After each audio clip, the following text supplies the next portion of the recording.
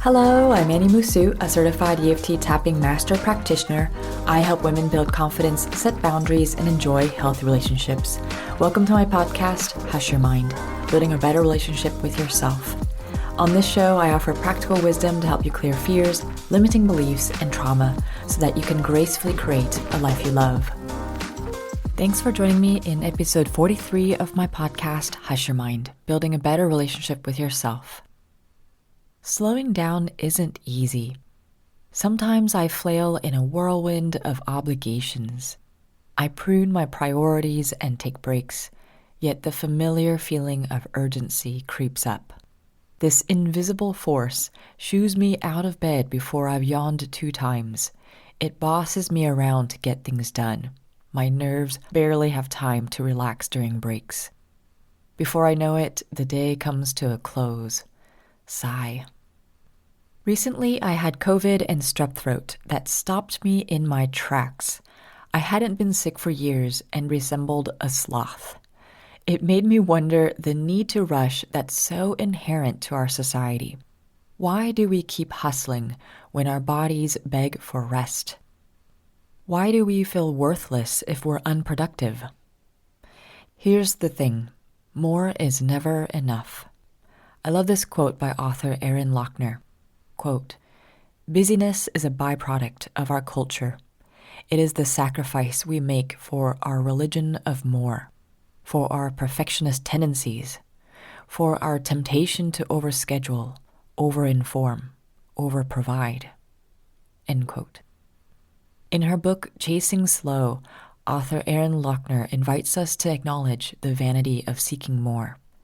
That's not to say we shouldn't aim to improve our lives, but it's wise to contemplate how we spend our limited time and energy. Because it's tempting to believe, if I could just be, do, have XYZ, I'd be happy.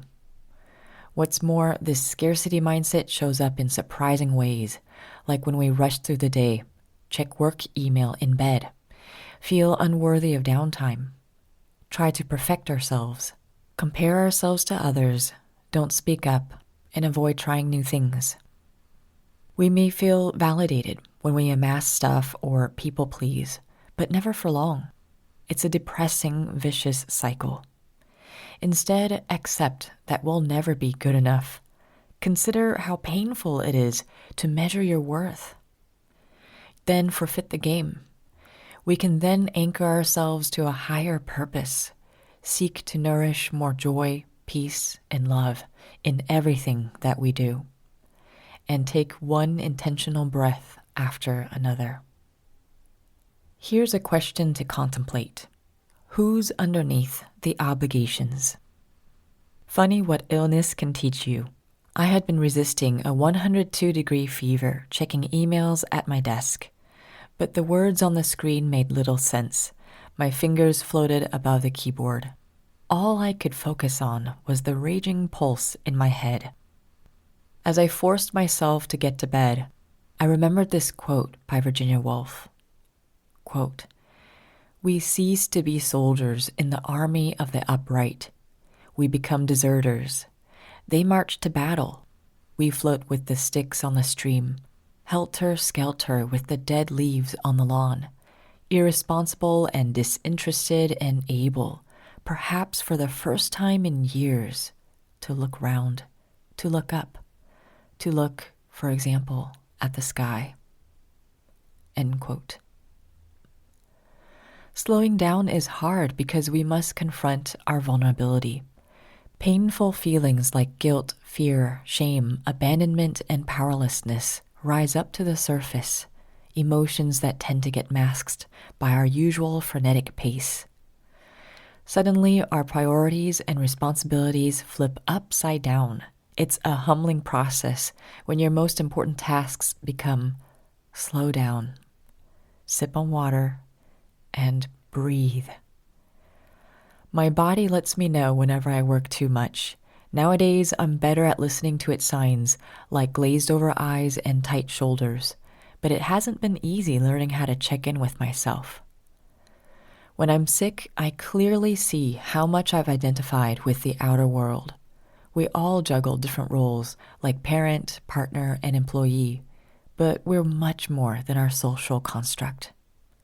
If we get too immersed in our obligations, we may forget to look up at the sky and to honor our whole self.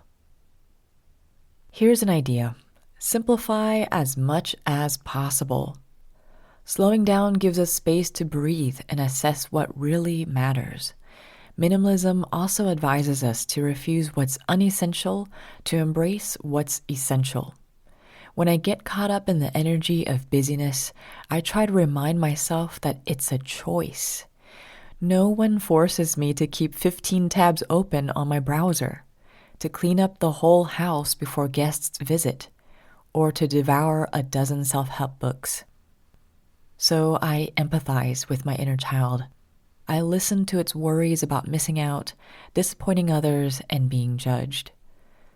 Though slowing down means going against the grain, it certainly doesn't mean I'm a failure. Our society glorifies busyness, but we don't have to. Here are some tips to create more space in your life. Breathe deeply to activate your body's relaxation response. Notice when you tie busyness to feeling worthy. Pinpoint what's important and say no to the rest. Focus on one task at a time. Try a grounding technique every hour. Turn off email notifications and schedule non-negotiable breaks. To conclude, here's a quote by Gandhi.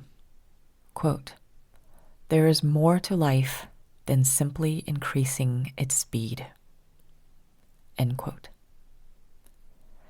Slowing down is a practice. Once I recovered from my ailments, I rolled up my sleeves to get back to work. Though I took care to do only a few tasks, I could feel the sense of urgency tiptoeing around my desk. It hovered over my shoulders, grumbling about my sluggish pace. My eyes wandered towards the window. Above the street lamps, fuchsia-orange clouds were dispersing by the minute. Then I took a deep breath.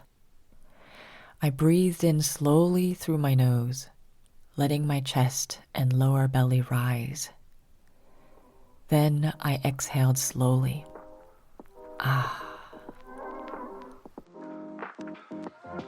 Thank you so much for joining me in this episode of Hush Your Mind. I'm currently offering free EFT tapping sessions in exchange for a short interview. Book your session at hushyourmind.com/interview. Keep in touch with me via Instagram or my newsletter. The links are in the show notes. May you have the courage to love and accept yourself. Be well and take care.